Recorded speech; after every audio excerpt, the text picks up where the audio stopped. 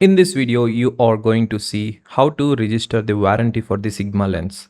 Inside the box, we get this registration card. We get a total of 2 years warranty for any Sigma lens. If we register using the card provided in the box, we get an additional 6 months warranty added to the 2 years. So practically in total, we get 2.5 years of warranty. I'm scanning this code on my mobile phone. After scanning it, it opens this website.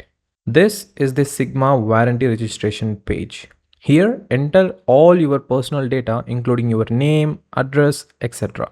I ordered this lens from Amazon, so this process is the same for others who bought from different stores. A few days back, I posted a video on how to claim the registration for Sony cameras. You can check that video after watching this. After entering your personal information, it asks for the model name, serial number, date of purchase, dealer's name, address, etc. You can get all this information from the website you purchased it from. If you bought it from any offline store, the invoice or bill paper will have all the details. I'm so sorry guys, the footage is out of focus while recording this video. Please forgive me. After entering all the details, click on the submit button. You will get an email from Sigma confirming that you have registered the product. This is not the final confirmation.